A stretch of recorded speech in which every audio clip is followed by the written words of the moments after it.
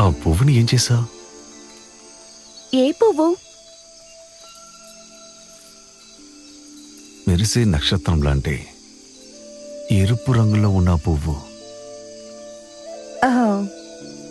అదా? ఏం చేసావు? ఎంత ఆతృతగా ఎందుకు అడుగుతున్నారు? నలిపి విసిరేసావా అని తెలుసుకోవడానికి.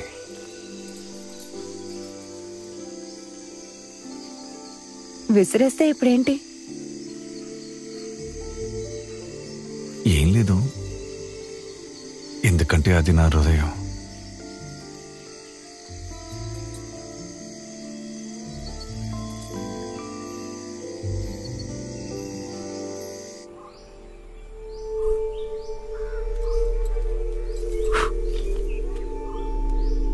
టీ తీసుకోండి. అక్కడ పెట్టు. అత్తయ్య లేచారా? లేదు, పడుకున్నారు.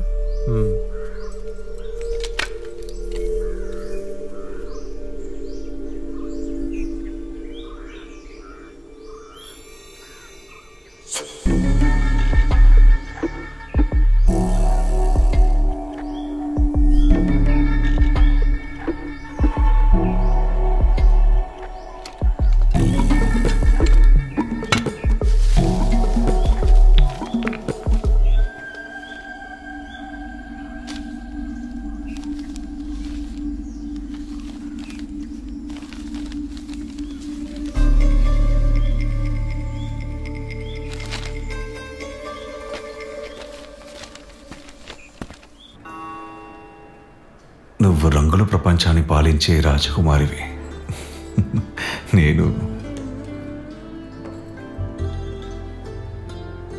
నువ్వు ఇప్పుడు మంచి జీవితాన్ని జీవిస్తున్నావు. నాతో వస్తే కష్టపడాల్సి ఉంటుంది. మీ జీవితంలో ఏ కష్టాలున్నాయి? స్వచ్ఛమైంది చంద్రుడిలాగా.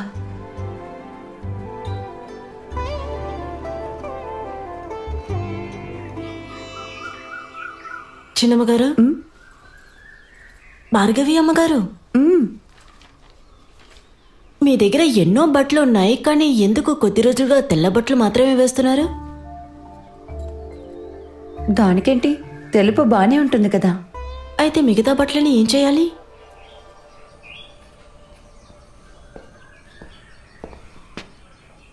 Hello mister Sasikumar.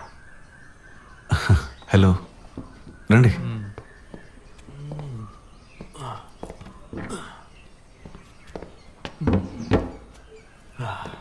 కూర్చోండి.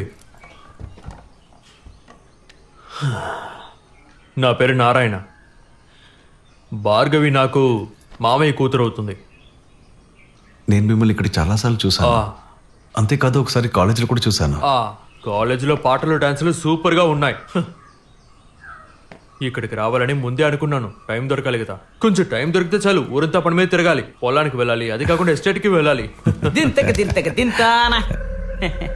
సార్, పండ్లని పంపించిన భార్గవి. చాంగ్ చాంగ్ చాంగ్ చాంగ్. నీ నాటకం పేరు బానే ఉందిరా. పళ్ళు ఇచ్చి పంపించిన భార్గవి.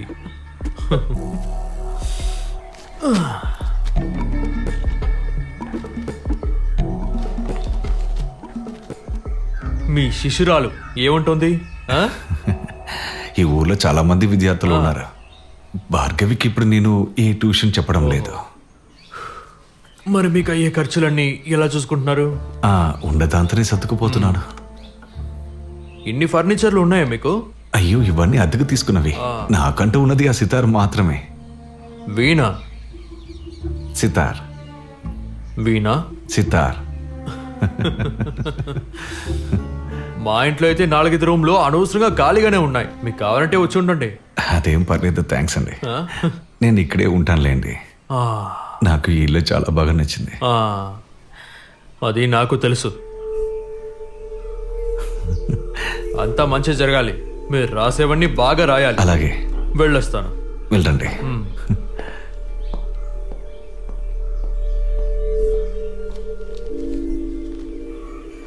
అదెలారా నానుకుంటా? అత్తయ్య ఈ తుపాకీలో బుల్లెట్ కన్నా పేలుడు మందే వేస్తారు. అది గొడుగులా బయటికి వచ్చి అందరి మీద వెళ్ళి పడుతుంది. ఏమే కాళ్ళు చేతులు కడుక్కొని ముందు వెళ్ళి టీ తాగు. కాళ్ళు కడకుండా లోపలికి వెళ్ళి కూర్చోకు. ఆ తర్వాత నీకు ఆ కోయిల్ దొరికిందిరా? దొరకలేదు. పీచుకే దొరకలేదు, కానీ నేను కుక్క గురించి చెప్తున్నాను. పీచుగా దొరుకుతుందిలే.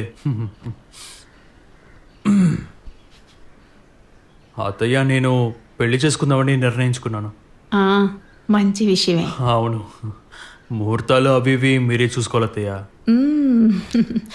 పిల్లని చూడడం ప్రారంభించారా?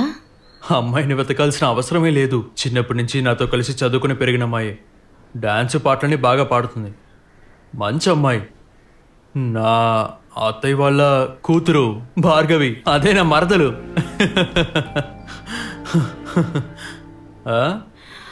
కానీ అది ఇంకా చదువుకుంటోంది కదరా నానుకుంటా.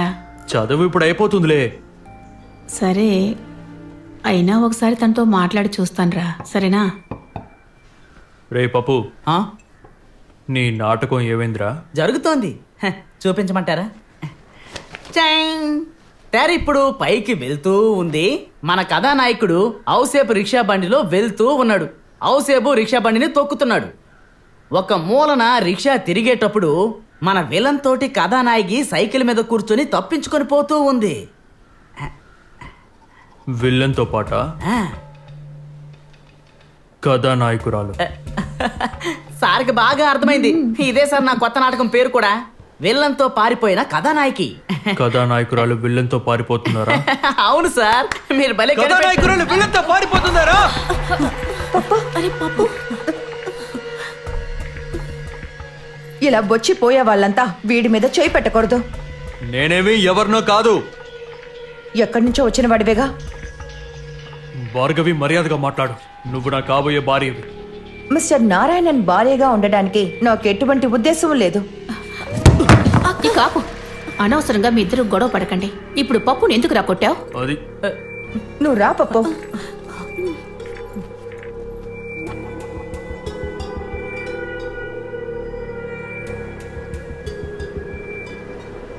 పెళ్లి చూపులకొచ్చాడా?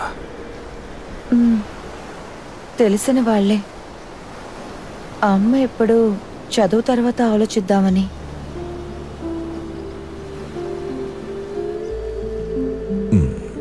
అయితే అది అంతే. చదువయ్యాకే పెళ్లి గురించి ఆలోచించాలి. ప్రస్తుతానికి ఈ ప్రసంగం విందాం.